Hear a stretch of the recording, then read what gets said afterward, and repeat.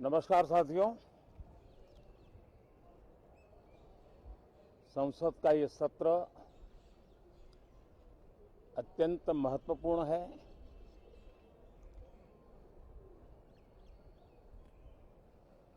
देश आजादी के अमृत महोत्सव मना रहा है। हिंदुस्तान में चारों दिशाओं में से इस आजादी के अमृत महोत्सव के निमित्त रचनात्मक, सकारात्मक, जनहित के लिए, राष्ट्रहित के लिए सामान्य नागरिक अनेक कार्यक्रम कर रहे हैं, कदम उठा रहे हैं और आजादी के दीवानों ने जो सपने देखे थे उन सपनों को पूरा करने के लिए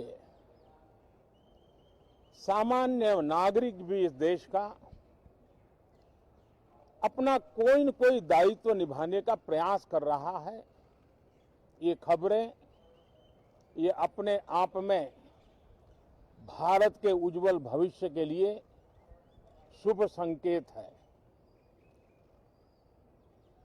कल हमने देखा है, पिछले दिनों संविधान दिवस भी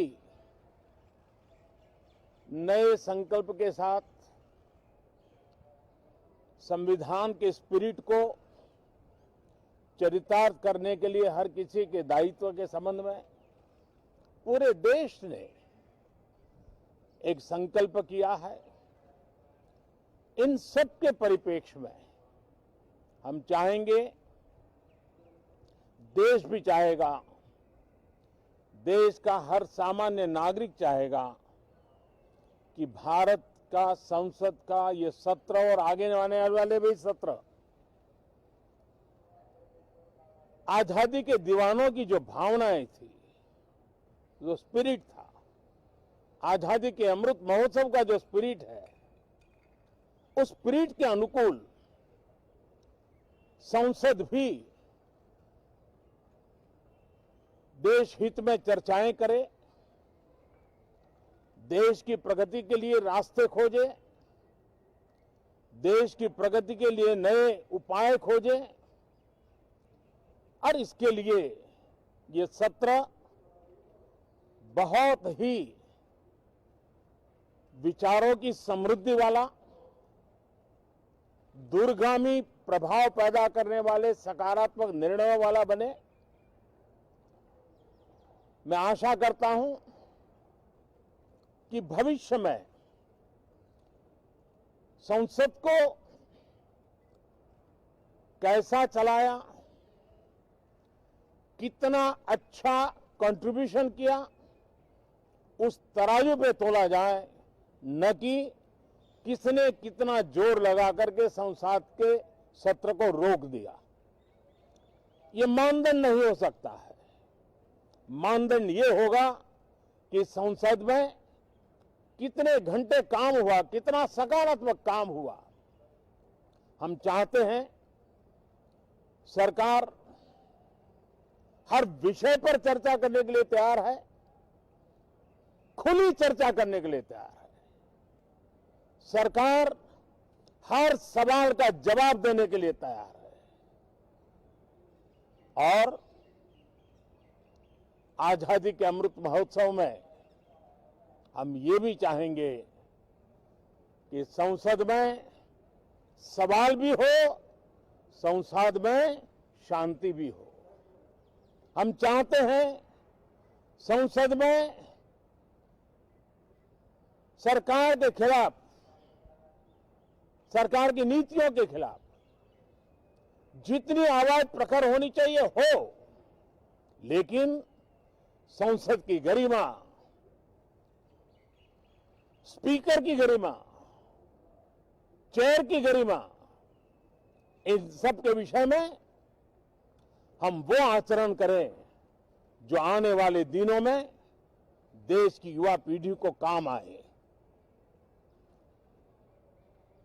पिछले सत्र के बाद कोरोना की विकट परिस्थिति में भी देश ने 100 करोड़ से अधिक डोजेज कोरोना वैक्सीन और अब हम 150 करोड़ की तरफ तेजी से आगे बढ़ रहे हैं। नए वेरिएंट की खबरें भी हमें और सतर्क करती हैं और सजग करती हैं। मैं संसद के सभी साथियों को भी सतर्क रहने के लिए प्रार्थना करता हूं। आप सभी साथियों को भी सतर्क रहने के लिए प्रार्थना करता हूं, क्योंकि आप सबका उत्तम स्वास्थ्य, देशवासियों का उत्तम स्वास्थ्य ऐसी संकट की घड़ी में हमारी प्राथमिकता है।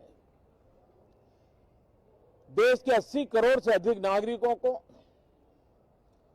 इस कोरोना काल के संकट के में और अधिक तकलीफ न हो, इसलिए प्रधानमंत्री गरीब कल्याण योजना से अनाज मुफ्त में देने की योजना चल रही है। अब इसे मार्च 2022 तक समय आगे कर दिया गया है। करीब 2,60,000 करोड़ रुपए की लागत से 80 करोड़ से अधिक देशवासियों को गरीब के घर का चूल्हा जलता रहे, इसकी चिंता की गई है। मैं आशा करता हूं कि इस सत्र में देश हित के निर्णय हम तेजी से करें, मिलजुल करके करें, सामान्य मानवीय की आशा अपेक्षाओं को पूर्ण करने वाले करें, ऐसी मेरी अपेक्षा है। बहुत बहुत धन्यवाद।